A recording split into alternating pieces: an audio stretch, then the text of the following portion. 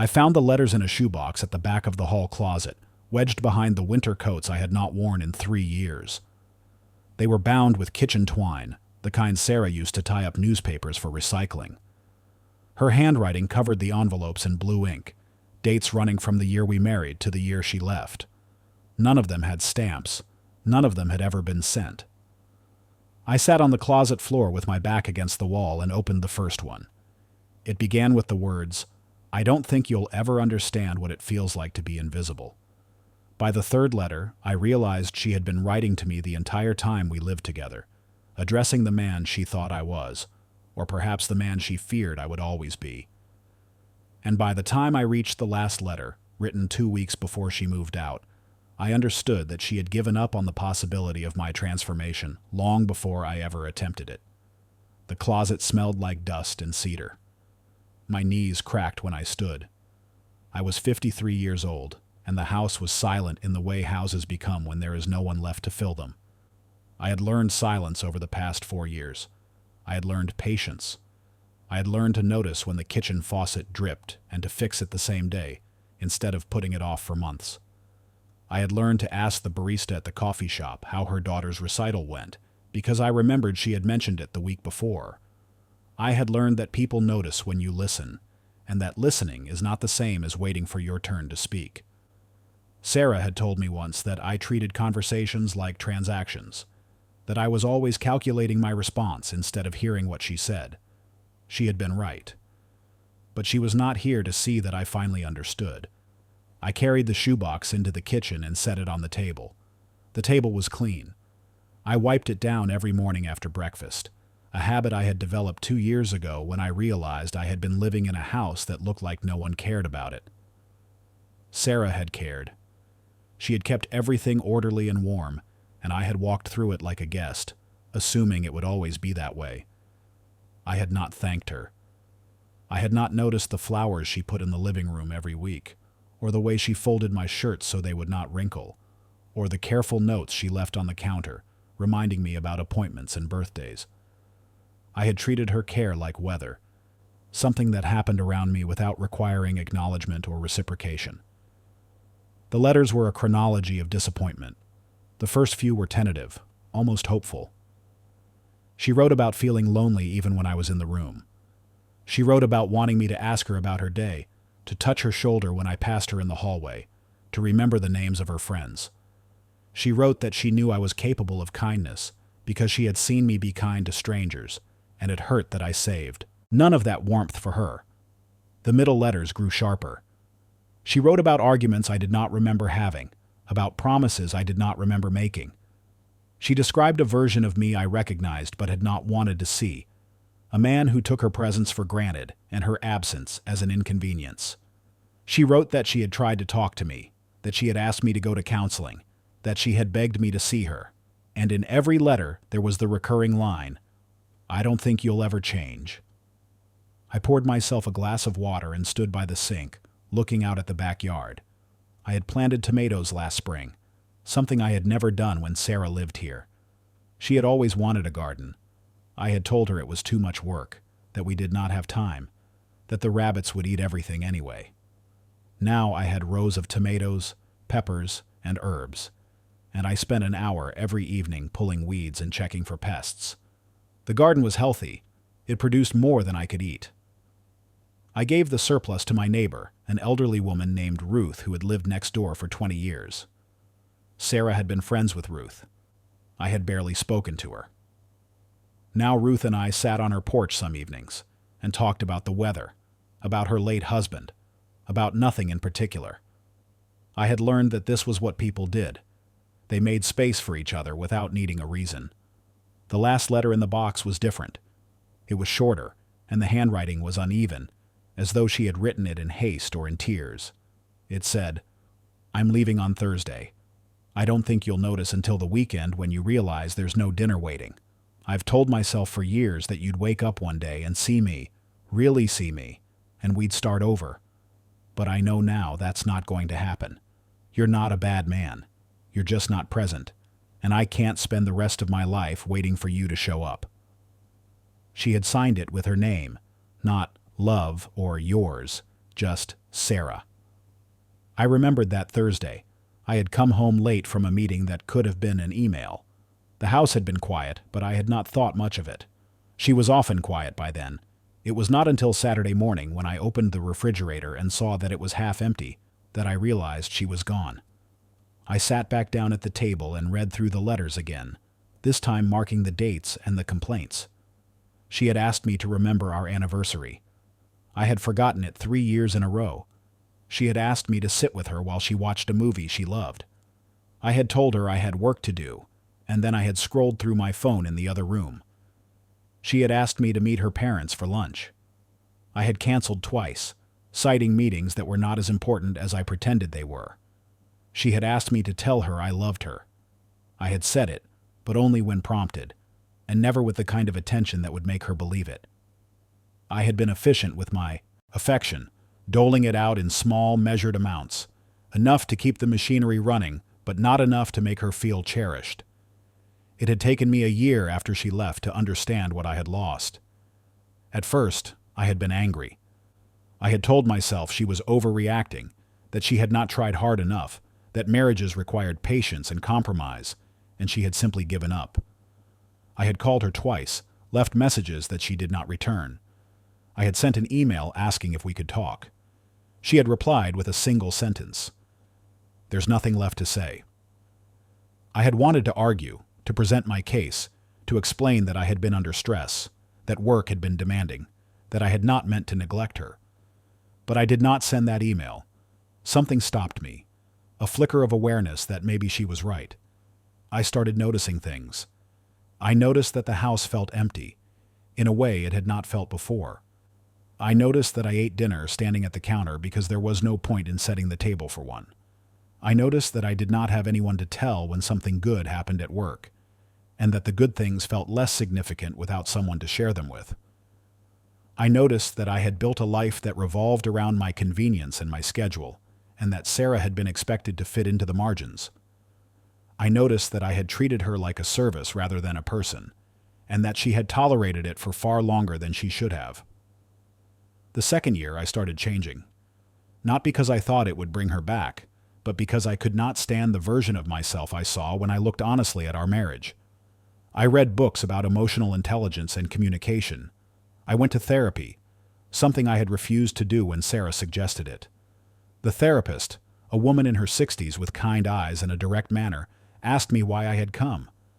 I told her I wanted to understand why my wife had left. She asked me if I thought I had been a good husband. I paused, and in that pause, I knew the answer. She told me that self-awareness was the first step, but that it was useless without action. So I started acting differently. I learned to check in with people.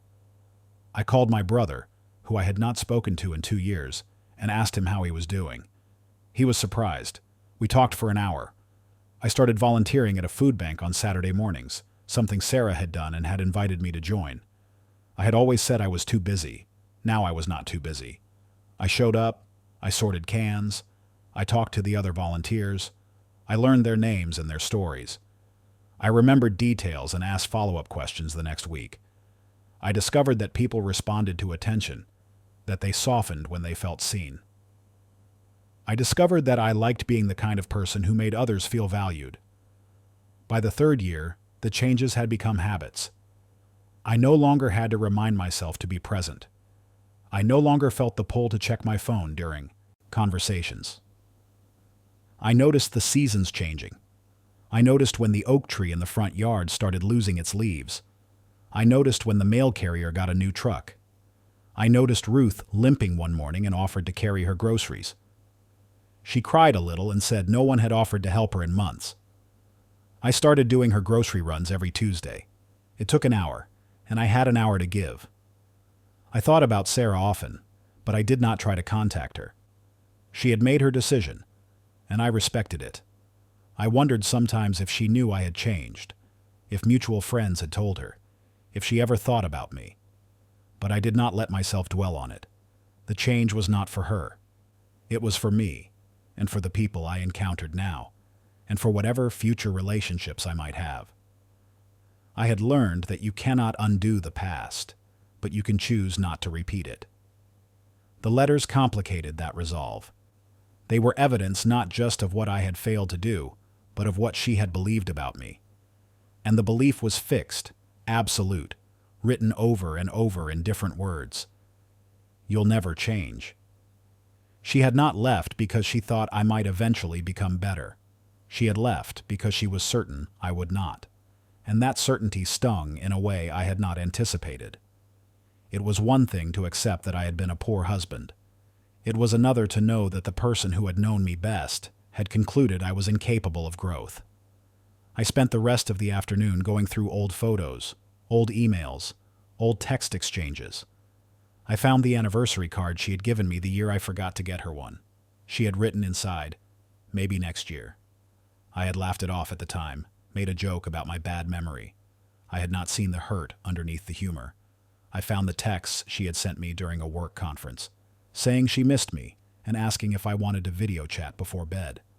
I had replied with, "Too tired. Talk tomorrow." Tomorrow had been another day of meetings, and I had forgotten.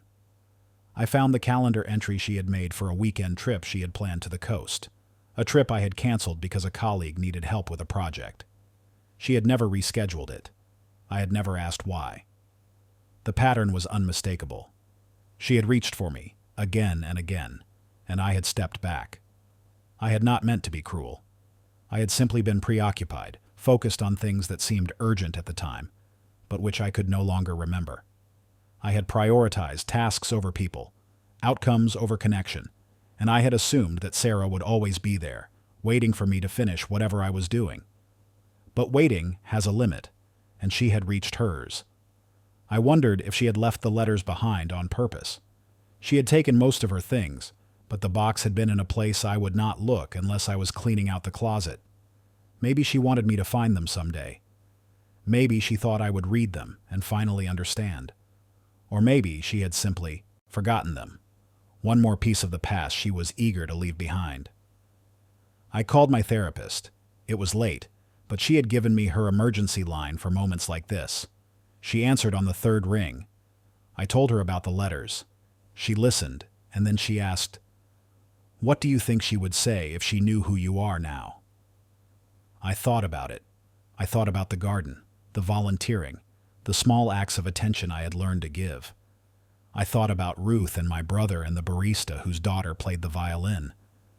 I thought about the man I had become, and I said, "I think she'd be surprised." Would she believe you've changed? I don't know. The letters say she didn't think I could. But you did. But she's not here to see it. There was a pause. Then she said, "That's the hardest part, isn't it? Becoming better when the person you hurt is gone. You can't undo the harm. You can't make her unsee who you were. All you can do is be different now." I thanked her and hung up. The kitchen was dark. I had not turned on the lights.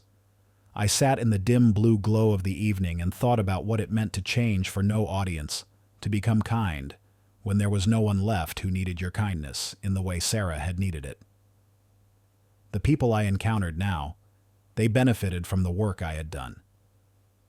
But Sarah had paid the cost of my learning. She had spent years trying to teach me what I had finally learned from her absence. I thought about reaching out to her.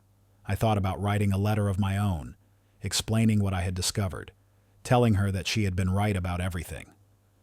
But I knew it would not matter. She had moved on. I had seen her once, from a distance, at a grocery store about 6 months after she left. She had been laughing with someone, a man I did not recognize, and she looked lighter than I had seen her look in years.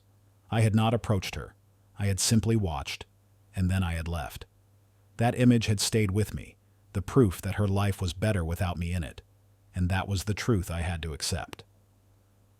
The next morning I packed the letters back into the shoebox. I thought about throwing them away, but that felt wrong. They were a record of something real, a testament to her patience and her pain. I put the box back in the closet, behind the winter coats. Then I made breakfast, wiped down the table, and went out to check on the garden. The tomatoes were ripening. I picked a few and put them in a basket for Ruth. She was on her porch when I walked over, drinking coffee and watching the birds. I sat with her for a while. We did not talk about anything important. But I was there and she knew it, and that seemed like enough. The weeks passed. I went to work. I came home. I tended the garden. I volunteered. I called my brother. I did not read the letters again, but I thought about them often. I thought about the distance between who I had been and who I was now, and how that distance could not be crossed by apology or explanation. I thought about the nature of change, how it is invisible to the people who needed to see it most, and how it only matters if it is real and sustained and not performed for an audience. One evening, I got a message from a mutual friend, a woman named Lisa who had been close to both of us. She said she had seen Sarah recently and that Sarah had asked about me. Lisa had told her I was doing well, that I seemed different, calmer. Sarah had said, "I'm glad." That was all. Just, "I'm glad." Lisa asked if I wanted her to pass along anything. I thought about it for a long time. Then I said, "Tell her I'm sorry it took me so long." Lisa wrote back a few days later. She said she had told Sarah, and that Sarah had smiled, a sad kind of smile, and said, "Me too." There was nothing else to say. We had both lost something, and we had both learned from it, but there was no undoing the years we had spent out of sync. She had needed me to be present when I was absent, and I had finally learned to be present when she was gone. That was the shape of it, the irony and the loss. I kept changing. Not because I thought she would hear about it, but because it was the only thing that made sense. I learned to sit with discomfort, to apologize when I was wrong, to ask for help when I needed it. I learned to notice beauty in small things, the way light fell through the kitchen window in the morning, the sound of rain on the roof, the taste of a tomato still warm from the sun. I learned that life is made of moments, and that most of them are ordinary, and that the ordinary moments are the ones that matter most. Sarah had known that. She had been trying to teach me, and I had not been listening. On the anniversary of the day she left, I drove out to the coast. It was the trip she had planned, the one I had canceled. I walked along the beach for hours. The wind was cold, and the sand was gray, and the ocean was the color of steel. I thought about all the ways I had failed her, and all the ways I had learned to do better, and the unbridgeable gap between those two truths. I thought about the man I had been, so certain of his priorities, so blind to the cost of his certainty. And I thought about the man I was now, who understood what he had lost, and who carried that understanding like a weight and a gift. When I got home, I took the shoebox out of the closet one last time. I read through the letters again, slowly, hearing her voice in the words. And then I did something I had not done when I first found them. I wrote a letter back. I did not plan to send it. I did not even know where she lived now. But I wrote it anyway, because some things need to be said even if no one hears them. I wrote, "You were right about me. I was selfish and unfeeling, and I took you for granted. I treated you like you were optional, and I did not see you until you were gone. I can't undo that. I can't make you believe I've changed.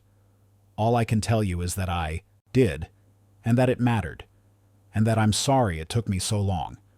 I'm sorry you had to leave for me to see what I had. I'm sorry you had to give up on me before I learned to be the person you needed. I hope you're happy now. I hope you found someone who sees you from the beginning, who doesn't make you wait or beg or write letters you never send. You deserve that all along.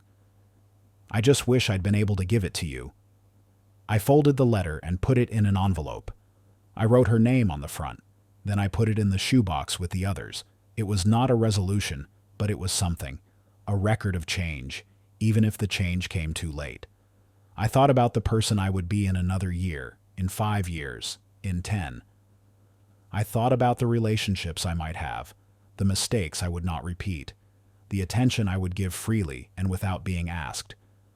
I thought about how transformation is a slow, invisible process, how it happens in 1,000 small decisions that no one sees, and how the proof of it is not in what you say, but in how you live. Sarah had not been there to witness my transformation, but that did not make it less real. It just made it mine. The garden grew. The seasons changed. Ruth's daughter visited from out of state, and I met her, and she thanked me for looking after her mother. My brother called more often, and we made plans to meet for lunch. The barista told me her daughter had gotten a scholarship, and I told her I was proud of her, and she teared up and said it meant a lot. These were small things, ordinary things, the kind of things I would have overlooked before, but I did not overlook them now. I saw them, and I was present for them, and that made all the difference. One afternoon I was pulling weeds in the garden when Ruth came over. She stood at the edge of the yard, shading her eyes from the sun, and she said, "You're a good man." I looked up at her, surprised. She said, "I know you don't think so, but you are. You show up. You pay attention. That's more than most people do." I did not know what to say, so I just nodded. She smiled and went back to her porch. And I thought about how strange it was that the compliment I had wanted from Sarah, the validation I had craved, was being given to me by someone else. Someone who had not known the old version of me and had no reason to doubt the new one. That night, I sat at the kitchen table with a cup of tea and thought about grace. Not the kind you receive, but the kind you give yourself. The grace to accept that you were wrong, that you hurt someone, that you cannot fix it, and that you still have to live with yourself and do better. The grace to change even when the change will not be witnessed or rewarded. The grace to become who you should have been, even if it is too late to matter to the person it should have mattered to most. Sarah had said I would never change, and for a long time she had been right. But then I did change, and she was not there to see it. That was the story, and it did not have a neat ending. It had only the truth, that people can grow, that growth does not erase harm, and that the person you become after the harm is done is still accountable for the harm and still responsible for being better. I was better now. That would have to be enough. I finished my tea. I washed the cup. I turned off the lights. And I went to bed, knowing that tomorrow I would wake up and tend the garden and check on Ruth, and call my brother and be present for the people in my life. Not because anyone was watching or judging or keeping score, but because that was who I was now. The man I should have been all along. The man Sarah had needed me to be. The man I had finally become. Too late for her, but not too late for the rest of my life.